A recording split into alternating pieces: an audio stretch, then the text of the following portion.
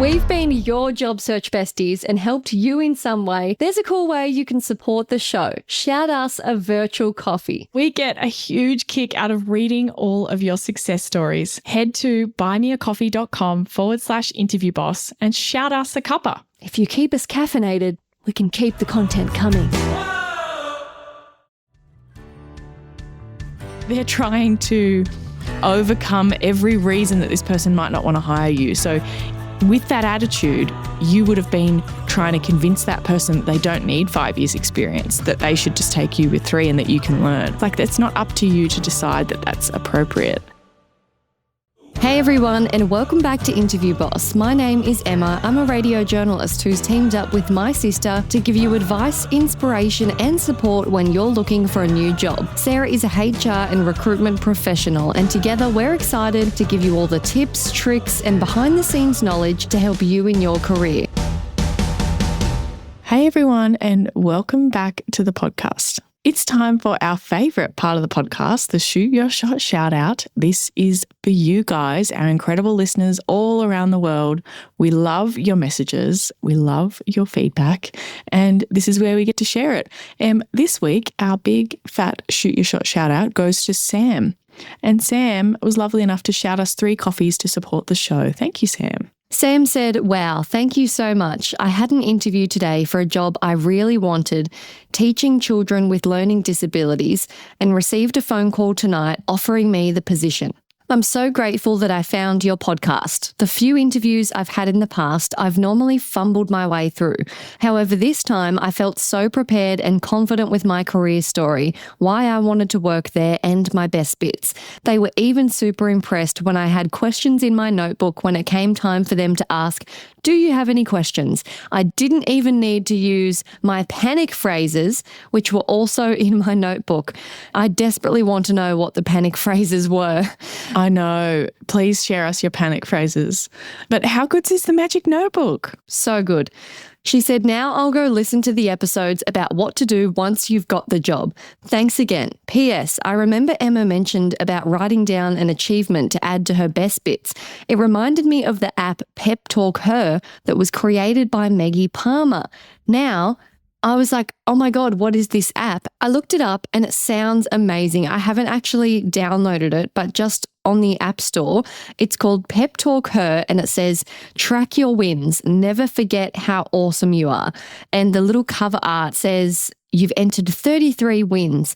On the 29th of April, it's got a little thing that says, closed an $85K deal with Sliding Door Media, worked on the main launch. Like, it's like a best bit logger. And then it says, we've always got your back, build your confidence, get the raise you deserve. You can print your wins and negotiate your worth. So I guess it's keeping track of all your epic experience to then print out, keep a record of. So thank you so much for the endorsement. I feel like we've actually had a lot of people ask us if we have any advice on a way to keep track of all our best bits and things like that. So go check it out. PepTalkHer. And if you have any other suggestions for tools or little things that you've used in your job search that you've liked, let us know. Maybe we can share them with other people and maybe they'll be helpful. If you want results like Sam and need a little bit of help to get there, you can check out Sarah's one-on-one interview coaching sessions. She has a lot of availability to deep dive into an area that you're struggling with in your interview prep. But if you need help right now and you need help for the entire process, you need your hand held and it broken down into digestible little steps, Interview Academy would be better suited for you. You can compare the options and check out the info on interviewboss.com.au/coaching. Now, if you liked one of our episodes, you used a tip, something worked, you've got some feedback for us, or you want to request an episode, kindly follow us on Instagram, slide into our DMs, and that is exactly what this episode came from. So, transitioning into our topic of the day. So, Carmen wrote to us and said, Hi, Emma and Sarah. Thank you both so much for all that you do. I just got off a call and I immediately knew I needed to email you to let you know what happened. For context, I've been working in fundraising for a little over 3 years now and have held both the coordinator and specialist level roles. I've been applying to manager level roles recently as I'm ready for a new challenge. I'm in a networking group for local fundraisers, and a consultant member notified the group that they are trying to identify a development director for an anonymous client and to reach out if we knew of anyone who might be a good fit. I remembered the episode where Sarah talked about the buckets that people who apply to LinkedIn can fall in, and realised I might be in bucket 2. I do have relatable experience in the topic, but could be seen as jumping ahead a step or two, as most directors have 5 to 7 years of experience and I had 3. I decided to shoot my shot just in case.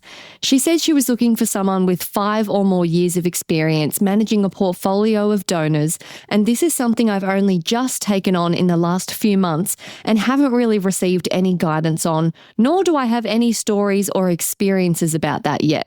We both realised that I was a few years of experience short of what she was looking for in a potential development director. A wave of courage came over me, and I acknowledged that I was likely not the right fit for this role, given the emphasis on years of experience she's seeking. I asked if, instead of spending time discussing a position we both knew I wasn't right for, I could pivot our meeting to ask more about her experience as a consultant, how she got started in that area, and what advice she would have for someone like me who would be interested in pursuing consulting. I love this so much. Continue though. We'll discuss afterwards. Wow, I'm so glad that I did. By acknowledging that this role was clearly not a good fit for my experience level halfway through our meeting, I was able to pivot the meeting from an interview to a coffee chat, making much better use of both our time. She seemed relieved that she didn't have to send me a follow-up email to explain my lack of experience, and I learned more about what experience I would need to gain to be a better candidate for this role in the future. She was thrilled to give me feedback about my resume and interview skills, and even shared suggestions for further experience during our meeting. After so many formal interviews lately, it was refreshing to candidly talk to an expert in my network about which roles I could be ready for and what other experience I still needed to gain. I shot my shot at a director level position, and instead of an offer, I ended up with a better connection and an advocate for the next role, because we spent our time together being honest about what we were both looking for, and it was a very collaborative and supportive meeting.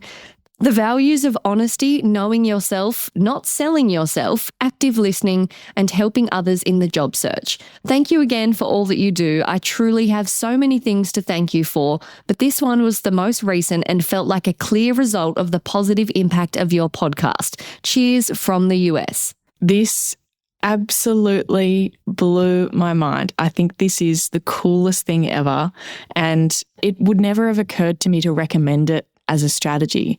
But as I was reading through, I've done the reverse on the interviewer side, where you really like someone and you're getting along, but you've both kind of realized like, oh, okay, there's a bit of a misalignment here. Like I've actually said to them in the interview, hey, look, for these reasons, like it doesn't seem like this is the right kind of thing, because you're looking for this and we're looking for this. And then you are able to kind of just have a more human chat about what else can I do for you? Like, is there anything else you want to know? Like, by the way, you answered this really well. But I love that she did this. And as I was reading through, before I even got to the end, I was thinking this was only possible because of the values and the things that we talk about in general and the mindset that we talk about in general. And then she spelled it out at the end as well. I just absolutely loved that, like the values that she had to have in place in order for this to make sense. And I wanted to break that down for everyone just so that we're really kind of clear about how the ideas of this podcast and the way that we do things can help you come up with moments like this, even though we didn't tell you exactly how to go about it. Number 1, your job is not to sell yourself. So true. And I think like it depends on how you look at sales, but most people when they say, oh, I have to sell myself in an interview, they're thinking about trying to convince someone against their will to hire you.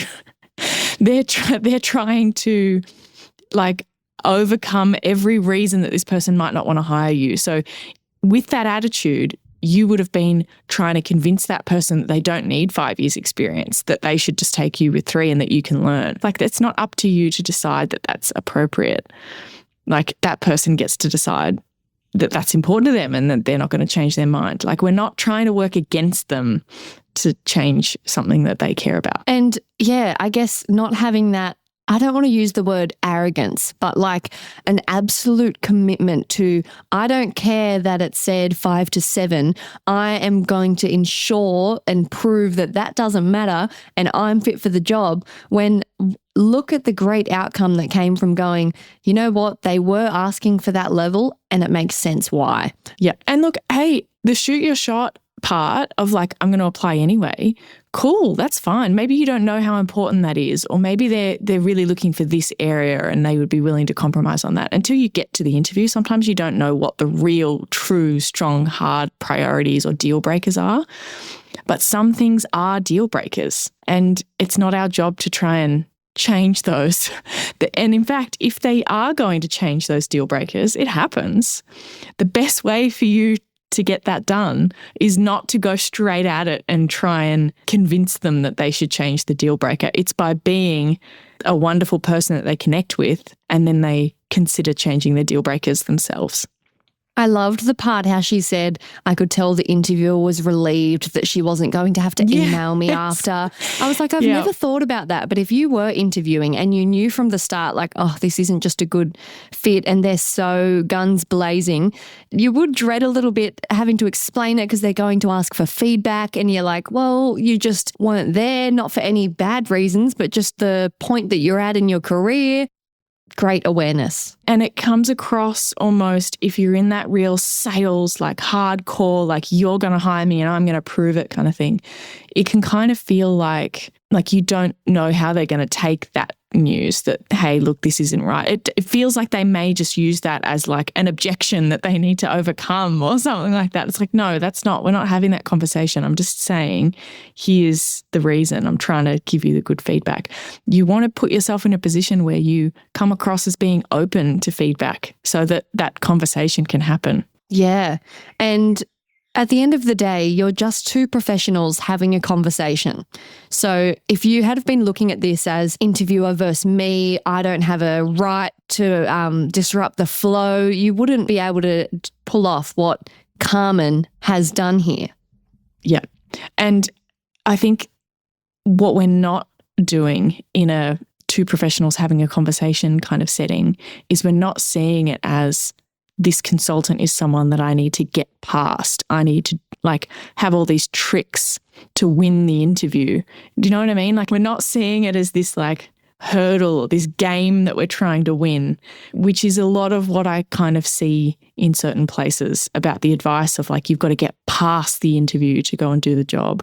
It's a conversation. All the things we do in our work lives are just people relating to other people. And I wanted to point out as well, this was a kind of shoot your shot situation, right? I think it's important to remember that shooting your shot is just shooting a wild shot. There's no guarantee of an outcome. It's not necessarily going to work.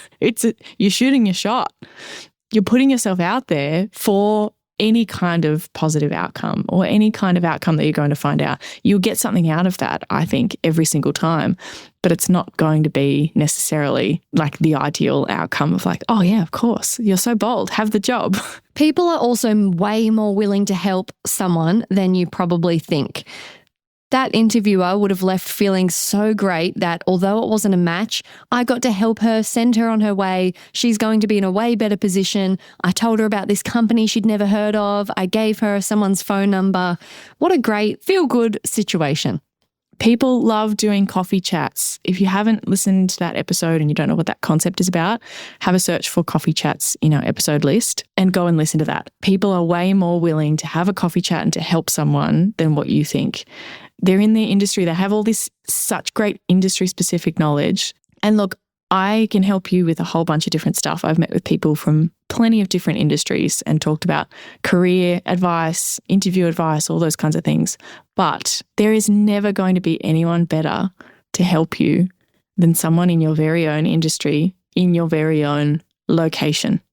That is just game-changing for your career. They're going to be able to tell you things that I'm not going to know because it's industry or location specific. They're going to say, oh yeah, you should really do this training because that really helps you, that certification. Like, who's going to know that other than someone in your industry? Hey, in Interview Boss listeners, if the podcast just isn't doing it for you and you need way more help to prep for your next interview, we have the perfect thing for you. Interview Academy. Em, tell us all about it. This is huge. This is the love child of Sarah after doing hundreds of one-on-one coaching sessions, finding out what people struggle with the most, common mistakes. Sarah has created the ultimate course that you can do in your own time, self-paced, heaps of modules, videos, interactive quizzes, a workbook that will become your Bible by the end that you can take with you into your interview, because if you're a long-time listener, you know that we endorse taking notes into your interview. It's a game changer. Check out more about it at interviewboss.com.au/interview academy.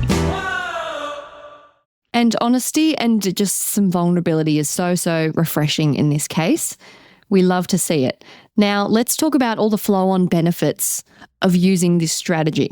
Well, the first one, who do you think that consultant is going to recommend if suddenly they go, oh, look, we've already got a director, but now we maybe need someone else in that team? Yeah, her. She's going to say, oh, I know the perfect person. Here's this person that you should really talk to. She's at this level. She's done these things. She's still working on this, but she's got so much potential. Like, how incredible. As well, she now has that consultant as a contact. I wanted to point this out because it's not always that senior person can help me. Sometimes it's the other way around.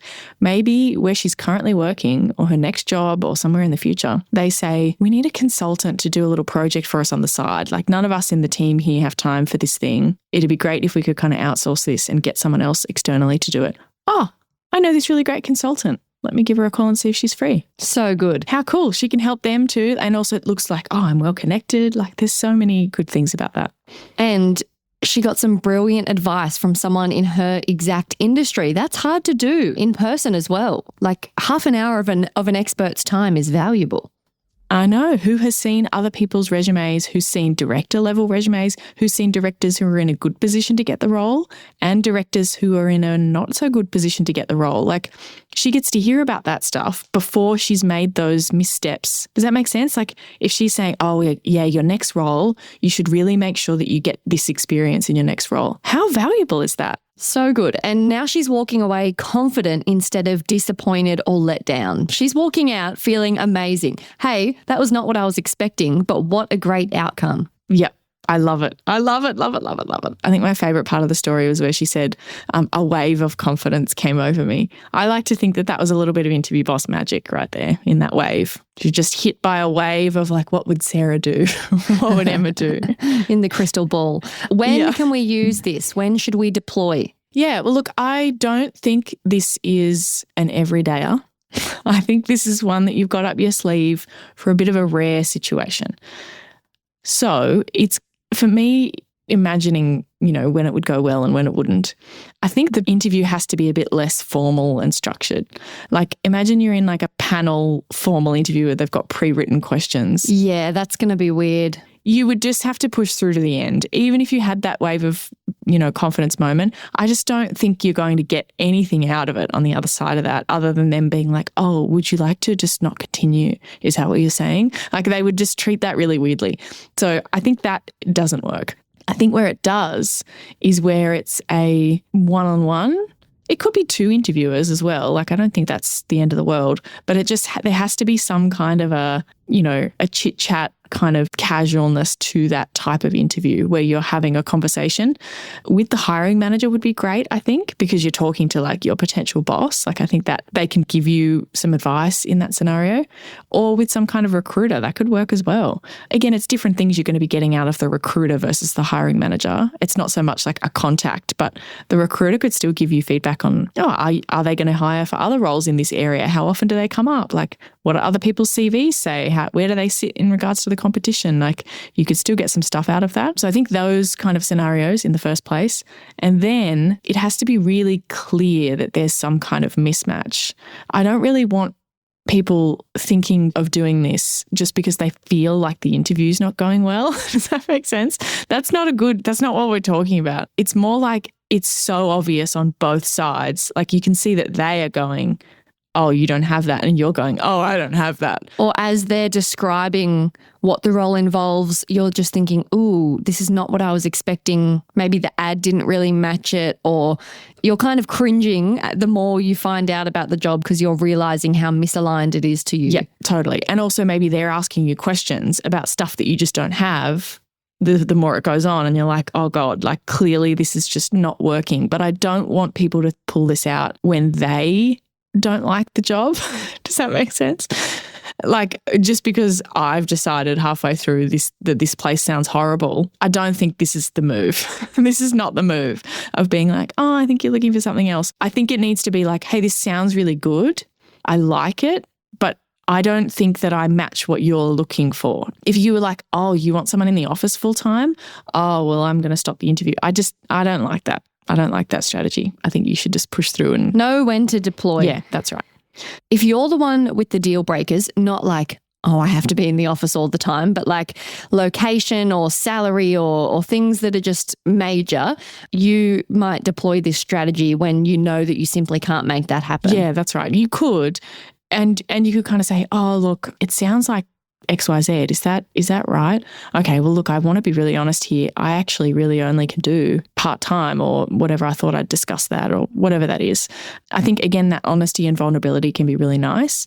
I wouldn't always use it in those situations. I think it works more when there's a mismatch on both sides. I think that's really where it's magic. And the key here is make the shift to something positive. So you're not cutting the interview off and being like, all right, well, I'm going to go. I don't want to waste my time. Yeah, or can you just tell me what I've done wrong then to not be, it's not hostile. No. It has to be something that's positive. So, hey, can I get some feedback on my resume? Can I ask you some questions about the industry?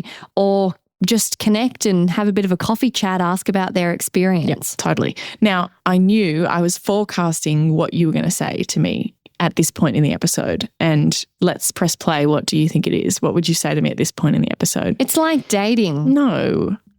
What would you say to me at this point in the episode? What are people going to want to know? How? How do we say that without sounding rude? Yeah, that's what you normally do. You're like, well, Sarah, just like, what are you actually going to say? Like, how do we say that? So I pre-prepared something this time instead of being put on the spot. So I think what we're going for is something a bit like this. You can kind of kindly interrupt when it's your turn, maybe after they ask a question or something like that. Do you mind if I ask, I'm getting a bit of a sense that you're looking for someone who's really done managing donors for this role. Is that right? Is that really important? And then you kind of wait for their answer. I thought you were about to say managing donuts. I was like, where is she going with this? Donors. And then they can kind of go, yeah, look, that is really key to the role and it's something that we really need someone to have experience in. You'd be like, okay, look, well, if I'm really being honest, as much as I really love the sound of the role and I think that I could learn those things, it sounds like I just don't have the experience that you're kind of looking for at this stage. Would you then wait to see what they say or would you go straight in with the next part? Well, asking them to flip it. Look, I can't fully script. You're going to have to be a human and listen and respond and use your brain, unfortunately. I don't know. I can imagine both. I can imagine just wanting to like, quick, get out what I'm trying to propose. But I can also imagine just waiting to see what they say. And then like, you may want their reassurance that, yeah, actually, look, it does sound like maybe, you have some of the things that we're looking for, but this is really important to us and that would probably be a concern. You're like, okay, do you mind instead of discussing this role then, if we've kind of both agreed on that, maybe if we could have a bit more of a general conversation, I'd really love to ask you some questions about the industry if you're open to it. Sounds great. I'm not fazed by getting asked that. I feel like they'd be like, oh, wow, you know what? Sure, that would be great. I think there is a bit of a mismatch here, but you're great and we love you and let's see what else we can do. And if it's like the situation that we heard earlier, hey, this is like what you're saying at the end in terms of flipping that to a positive. Hey, this is the kind of role that I'd really like to be able to be competitive for in the future. I'd love to get an understanding of, where you think I should focus between now and maybe being ready in the future. Like maybe that's the question you're asking. Maybe it's some stuff about the industry. Maybe it's, hey, do you only have the one role like this in your department? Like, do you sometimes hire for other roles? I'd be really interested in that. I've just had a thought that say if you don't get the job and you ask for feedback, it's always going to be like a bit wishy-washy, I feel, because there's nothing inherently wrong with you. They're just trying to give something that's a bit actionable, but they're never going to, in that circumstance, be able to say, right, what you need to do, leave your current job, go into a not-for-profit as a promotions coordinator, then swing back here. Like, they're not going to lay out for you exactly what you should be doing. They're just going to say something vague like, oh, look, we would have liked to seen more experience with donor relationships or something along those lines. But in this scenario, when you're asking like, hey, I want to end up here, what can I do? They're going to give you exact, like, the perfect pipeline of who they would hire. Yep. And like, you know, would they recommend doing this? Like, you're talking to them as an industry professional as opposed to as someone who you're trying to convince to give you a job. Amazing. The other thing I just thought about is this is a secret bonus power move at the end. If you've listened this far, this is a gift. What about you ask for feedback, or after the interview you found out you didn't get it, instead of asking just for some feedback, you ask for a coffee chat. Ooh, I like it. I don't feel hopeful though, because every time I've asked for feedback, I've never heard back. I know, but I think you have to use this in a particular scenario. I don't want people going out there being like, cool, I'm just going to do that every time. I just don't think it's going to get you anywhere, because you're kind of going for a coffee chat with someone who is actively hiring, and like, they just don't have the time to meet people. They're trying to meet people to hire. But I think it works if you did genuinely like connect with that person and you had a good conversation and you had some good rapport. I think if you're like, hey, look, totally understand. In a couple of months, would you mind? I'd really love to ask you some questions about your career and the industry. I'd really love to reach out. Let me know if you'd be open to that. And I think doing it down the track is important, because it's like, wait until this hiring, like, because you don't want them to think, oh, they're just trying to get hired. Like, it's not about that. You're trying to get something else out of them if you had a good connection with them and you do actually want their advice. It's a little bonus tip for you at the end. Thank you so much, Carmen, for this epic, inspirational story. Mm-hmm. You are interview boss values personified. A+ student. So amazing. We're so glad that people are picking up what we're putting out there. It's so heartwarming to see. What a great outcome. And I know you're going to go far, and I bet you'll end up back in front of that lady in the future, and you'll be working there in no time, because you were honest, you actively listened, you weren't trying to sell yourself, you were honest, you were vulnerable, and it's just the best case scenario. It is. I love it. Thanks so much for listening to Interview Boss. If you like hearing the sound of our voices and our values and our advice, follow us on Apple or Spotify, or better yet, tell someone else about the show. That's how we can help even more people who maybe really need it, and we can hit the charts and reach more people around the world. For more advice, inspiration, some behind the scenes, savable content, check us out on Instagram and chuck us a follow at Interview Boss, or find me on LinkedIn and give me a follow there.